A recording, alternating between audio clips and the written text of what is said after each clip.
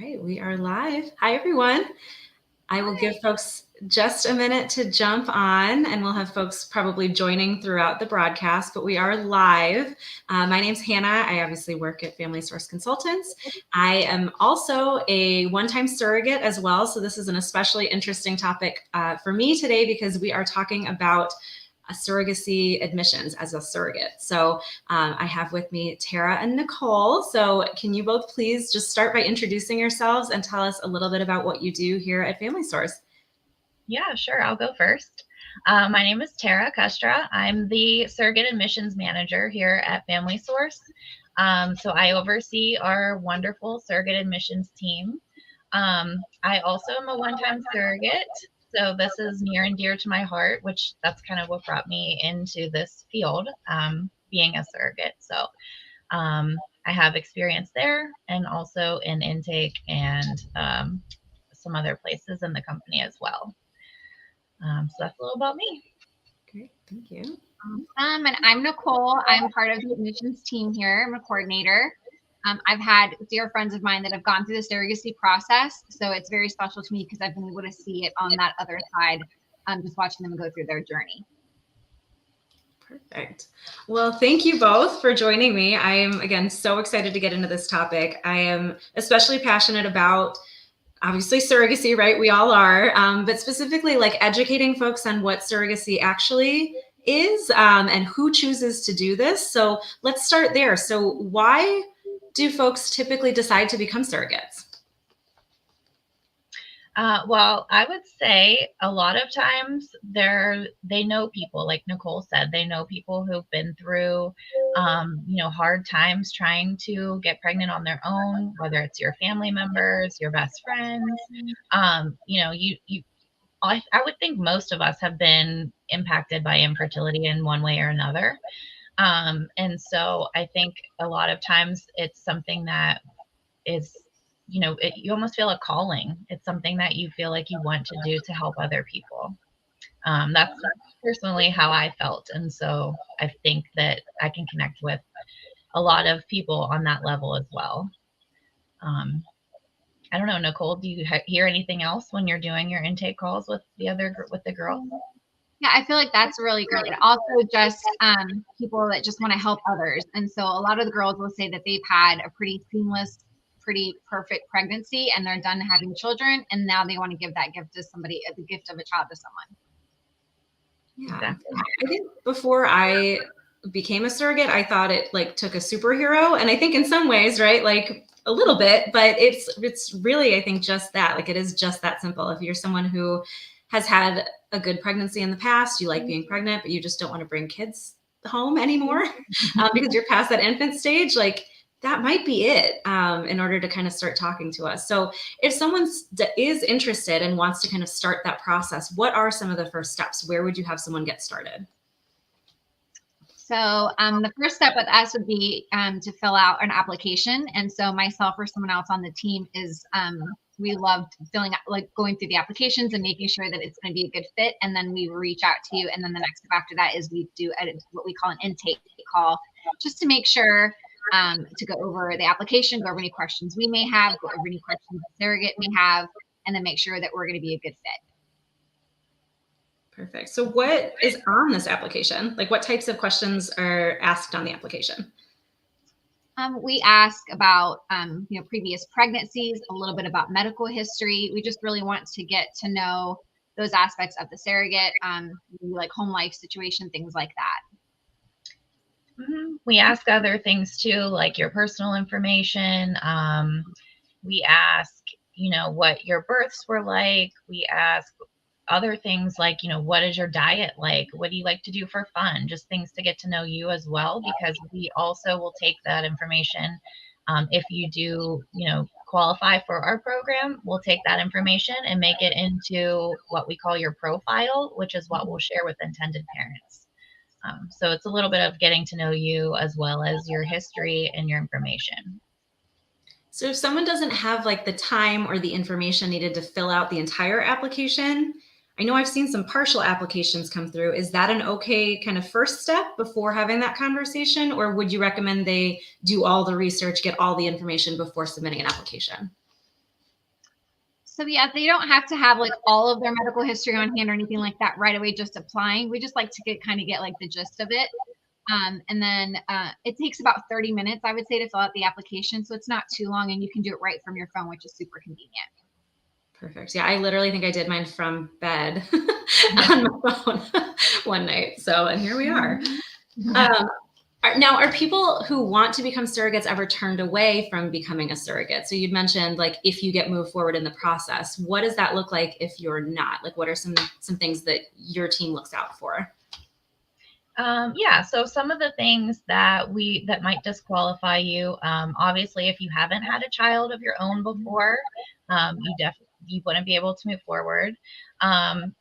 Sometimes it's an age thing. You have to be at least 21 and less than 42.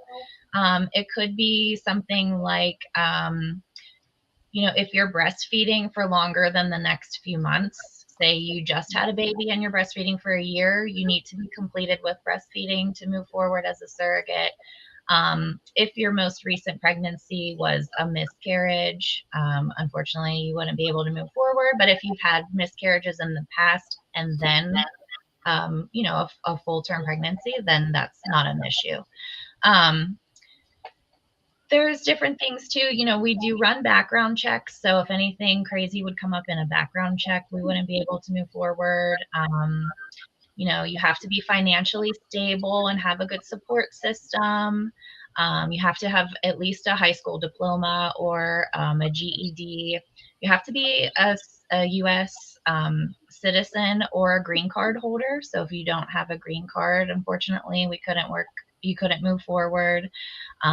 Any serious pregnancy complications in the past, we can work with things like gestational diabetes or gestational hypertension, and sometimes even preeclampsia, but anything a little bit more than that would be, something that we couldn't work with. So there's a lot of different things that we take into consideration. That's just kind of a handful. But if you have any questions, we're always able to answer questions. We have a live chat on our application on our website. We can answer questions for you while you're filling it out. So we're always here to help. I think that's super helpful information. And specifically, I just want to highlight that some of those things surprise a lot of people when they find out that you can actually go through the process. I know I've had friends that have been like, I always wanted to be a surrogate, but I'm 40. And I'm like, that's okay, actually. Like, that's fine. Mm-hmm. Or I had preeclampsia. Well, you could still move forward. It's very dependent on unique individual circumstances. So I think some of these things that people think might completely disqualify them wouldn't. So I always encourage people to reach out and at least ask. Yeah, exactly. And we do have 2 registered nurses on our staff. So if you do make it through the application and the intake call and everything looks good, on a paper standpoint, we will request all of your medical records from your previous pregnancies. And our registered nurses will review all of your records to make sure that there's nothing else crazy in there. And make sure that if you did have gestational diabetes, that it wasn't anything more serious, or if you did have preeclampsia, there wasn't anything more serious. So, we have our checks and balances in-house as well. So by the time you get through all of that, you should be ready to go. And your team does that part for the potential surrogate. Like, that's nice too, because I know I've had to track down medical records before and it can be a headache. So yeah. Just put that out there again in case people missed it. And also just a reminder for folks watching, if you do have any questions while you're viewing this, while we're live, you can absolutely ask them in the chat and we will definitely get to them. I do have a few more that I'm dying to know about. So what's something that you wish some folks knew more about surrogacy? So like, what's a common misconception that you would just like to clear up? I think a common misconception is that it's genetically your child. I think a lot of people are surprised when we're like, nope, you're just the oven that's going to house their little bun.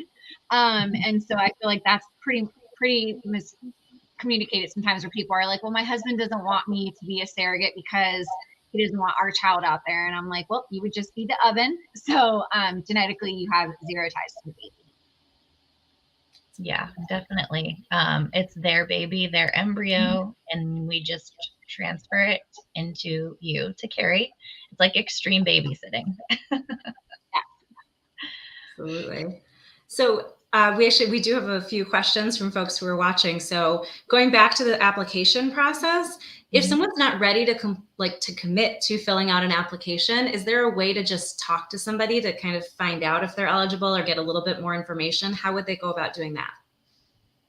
Yeah, sure. So if you're not ready to fill out the full application, you can go to our website and there's another smaller form. I believe it says get more information or something like that. It's a quicker form. You can fill that out and that will give us your email and your phone number. And one of our wonderful admissions coordinators like Nicole will reach out to you. They'll give you a call and they will be happy to answer any questions you might have. Perfect. And then we also have a question going back to our conversation about disqualifications and what allows people to move forward in the process. If your tubes are tied, can you still be a surrogate? Yeah, absolutely. Yeah. Because it's not your eggs, so we won't need anything moving through your tubes. That's science is so cool how it works, right? So yes, the answer is absolutely yes. I like that. Oh, I can put it on the screen too. There you go. Perfect. Okay, so let's see. Oh, I just have so many good questions that I want to get to. So what happens? I have heard this happen before, and I'm sure there are horror stories out there, but I want to hear from your experience. If someone goes through the process and then changes their mind, like if someone decides they want to be a surrogate, starts talking to people, at what point is it okay for them to change their mind if they learn something about the process that they're not comfortable with, or if something changes in their home life or environment? At what point can they have that conversation still? I would say, it's your body, so you can, you have the choice to not move forward at any point. Obviously, the sooner the better. Because once you get fully approved and you move into matching, where you'll start to see intended parent profiles and maybe even have a match meeting and get set up with a set of intended parents. They're going to start getting attached to you, and you're going to start getting attached to them, and things are going to become more real. So, once you get past that point, it's going to be harder to kind of just back out and say no, but it happens on both ends. But, you need to understand that it is a very, it's a commitment. It's not just a thing that happens quickly. You have a baby and that's it. Like it's going to take up a lot of your time for at least probably a year or more. So you have to be prepared for that as well. And your family needs to be prepared as well, because it's not just affecting you, it's affecting everyone. Yeah. Can you talk to us more about that timeline piece? Like, how long does it actually take, and what are some of the steps along the way? Yeah, sure. Nicole, do you want to take that one? We always say it can take up to 2 years. It's definitely, we've obviously had girls that go through sooner. Again, just depending on like that medical history. We're always at the clinic's mercy. So depending on how quickly we can get those medical records, I do think we do a pretty good job in our medical records department obtaining those records, but we're always at the clinic's mercy. So I always, whenever I'm speaking to my girls, I'm like, it could be, 6 months, a year, but up to 2 years. And so I always kind of like to give that timeline. Perfect. Yeah. And it could, like you said, it could be fast. Is there anything that folks can do to speed up the process? Like if they submit an application and then want to make sure that moves faster, can they get their own medical records or other ways to make things go a little faster? They can, and we love that. So if you are very eager and you want to get started quickly, you're absolutely able to start obtaining your records and have those sent to us. That definitely helps the process. Perfect. Excellent. Yeah, I totally agree. And I think it just depends. It depends on so many different factors. And I know when I went into it as a surrogate, I didn't understand all the different steps. And I had to do a medical cycle before I even got, like a trial cycle before I even got to the real cycle. And it's a lot about cycles, and things kind of go in months, I feel like, in the surrogacy process. So That's good to know. Right. And it's also very much a hurry up and wait process, because some parts will go fast, fast, fast. And you're like, yeah, I'm moving forward. And then you sit there for a while. Yep. And then you I go will back say, again, and then you sit there for a while. yeah. And I don't know if you had a similar experience, but I felt like my surrogacy pregnancy went a lot faster than my keeper pregnancy. I think so too. Yeah, for sure. Yeah. I don't know why. There's probably some science behind that somewhere, but I don't know. So when you're looking through applications and when you're speaking with surrogates to get started, what are some qualities that would make a good surrogate? I think someone that, again, likes to help people, is willing to, go into this knowing that they're, again, just the oven that's going to be housing, we say, like the babysitting, someone that's has the time to put into it, because like we said, it is going to take up a little bit of your time. You do have to go to those appointments. There is a little bit of travel involved, and you've got to go get your medical clearance, and you've got to go for your transfer. So someone who's really committed to that. Yeah, definitely. And I would say, somebody who is understanding and flexible, because again, this isn't a linear process by any means. There's almost always hiccups and bumps in the road. And so just being willing to, be flexible and understanding of, you are, like you said before, at the mercy of the clinics and the doctors, and you're kind of just along for the ride. So you have to be willing to not be the driver for this one. I love that point about flexibility. I'm definitely someone who likes to be in control and know when things are happening. And that's just not part of the deal, unfortunately. So does travel have to be a component? Like, what if a surrogate doesn't want to travel or can't really travel? It doesn't have to be, but most likely it will be. It just depends on who you get matched with and what their clinic protocol is. Most of the time, you'll have to go to the clinic at least twice. Once for your medical screening, so where they do blood tests and physicals and some ultrasounds and things like that. And then again, you definitely will have to go to the clinic for the embryo transfer. But as a surrogate, you can request to find somebody who's local to you, or whose clinic is local to you. And depending on where you live, it's possible. We work with a lot of clinics in Florida, for example. Think Florida is a big one. But we have clinics all over the country that intended parents work with. So it just really depends on where you live and what parents you're matched with. Perfect. We do have a bunch of questions coming in from some of the folks watching. So some of them we've kind of touched on, but I just want to reiterate and maybe circle back to. So it sounds like a lot's coming up about these disqualifiers. So again, it sounds like automatic disqualifiers. We talked about, Tara, you had mentioned, if you haven't had a baby before, that's an automatic. We have age requirements. So again, the age requirement window is 21 to 42. Okay, perfect. And then what are the automatic, like absolutely not a chance? So definitely if you have any serious mental health diagnoses, like, a bipolar disorder, schizophrenia, something serious like that. But if you just have, your general anxiety, depression, things like that, we can pretty much still work with that as long as you're not medicated. One that we didn't touch on was BMI, body mass index. Our limit is 35.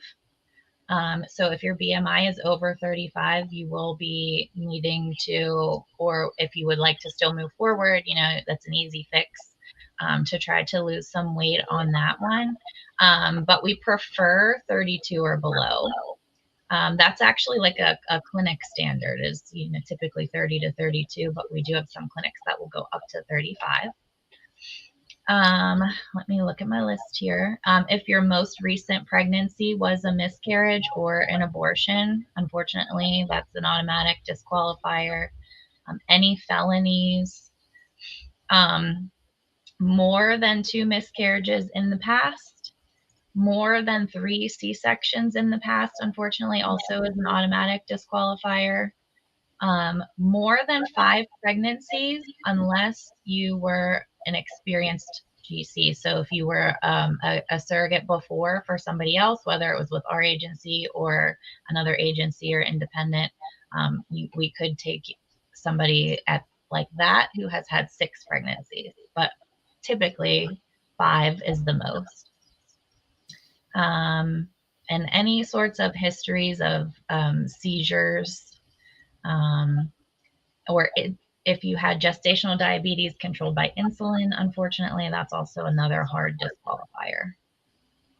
That's very helpful. And I know a lot of questions come up specifically around some of the mental health concerns. And so I think it's always worth asking, again, just starting the conversation and finding out, because again, I've had friends that are like, well, I was medicated for depression before. Does that disqualify me now? And I think it depends. Everything kind of just depends a little bit. Would you agree? Right. Okay. Right. Yeah. As long as you are, even if you're on medication now and you're comfortable coming off of it, as long as you can be off of it and be stable for 3 months, that's okay. We can work with you. But what I like to say about that is I don't want you to do this just to be a surrogate. I don't want you to stop your medication just to be a surrogate. If you're on medication and you need it, that's okay. You can try again in the future, maybe when you don't need it. You don't want to change your life to be a surrogate. You want this journey to be a part of your life. I think that's a fantastic way of putting it, because it will completely change your life. And if your life as is isn't like stable and okay enough on its own, this will not help that. Exactly. We have a quick question. Can you be a smoker and be a surrogate? That's a good question. Currently, you can stop smoking. Again, that's another kind of like a 3-month thing. You cannot smoke while you're pregnant. If you have any history of smoking while you're pregnant, unfortunately, that's another hard disqualifier. You can smoke outside of pregnancy as long as you stop, now, or you have to be done within 3 months. Perfect. We have another question specifically about BMI requirements. So I know you'd said that FSC as a whole goes up to 35, that we prefer 32 or below, and that's based on clinics. So it sounds like someone had a specific situation where they might be at 34. The clinic wants them to be 31. Can they still use Family Source and go through a different clinic, or are they just disqualified until they get to that 31? They're not disqualified for sure. If they're matched already with somebody else and that clinic wants them to be at 31, then they kind of have to get down to that number. But we do have clinics, like I said, that work with people up to 35. So it's possible that you could get matched with somebody else at a different clinic that would work with that. Yeah, that's very helpful.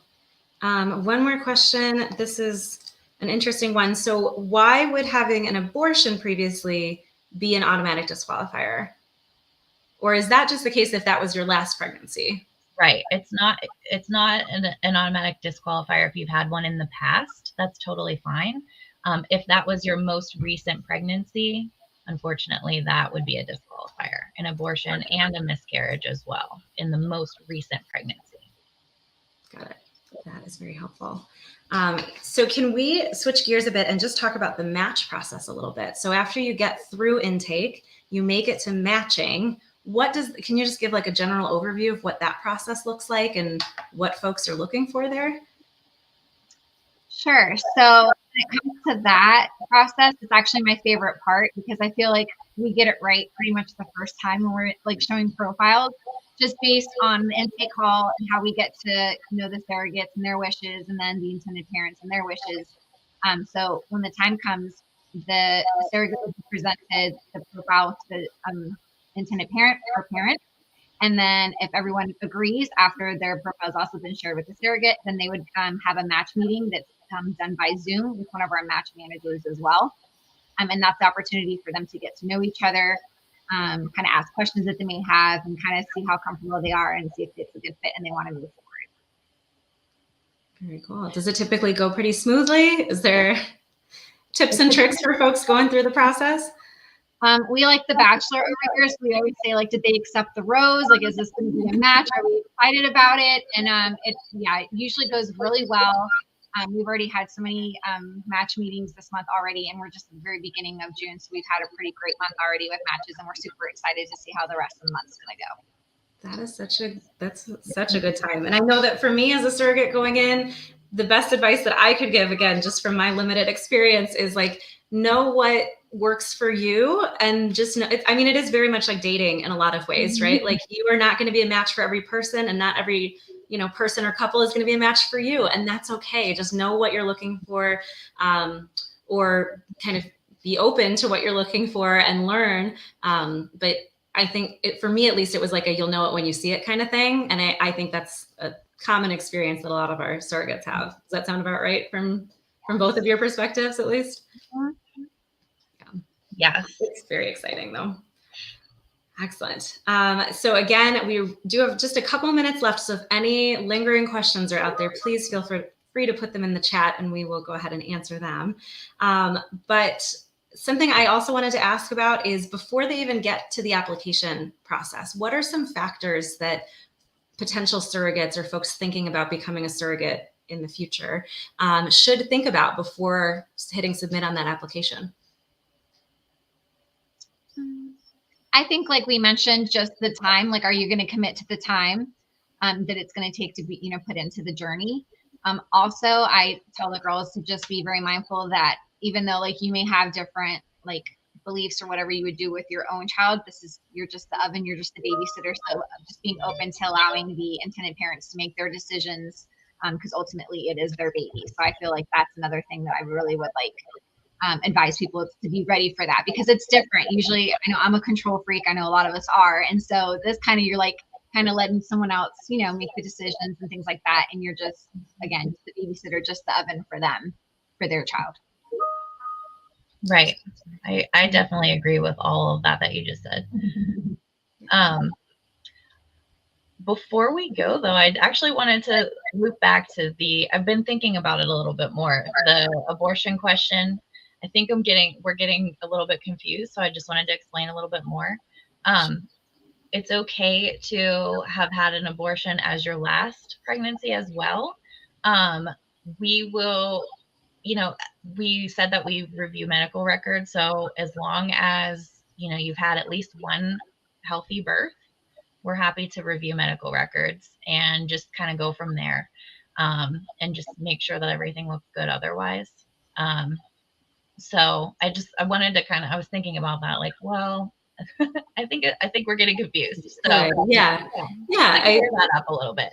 Always appreciate the clarification. And I think at the end of the day, the take home message is just like, if you're not sure, like, start the conversation. Just come on over. We're friendly people who want to help and answer your questions. And if someone can be a surrogate, we want you to be a surrogate. We're all on the same team trying to get more babies born to people who would like a baby. And so we want to help you become a surrogate if that's, something that's in your heart. So right. We have lots of intended parents waiting for their surrogate match. So definitely. Yeah. And again, the matching is I think it's kind of the fun part. Not that the whole thing isn't the fun part, but I think that's an especially fun part.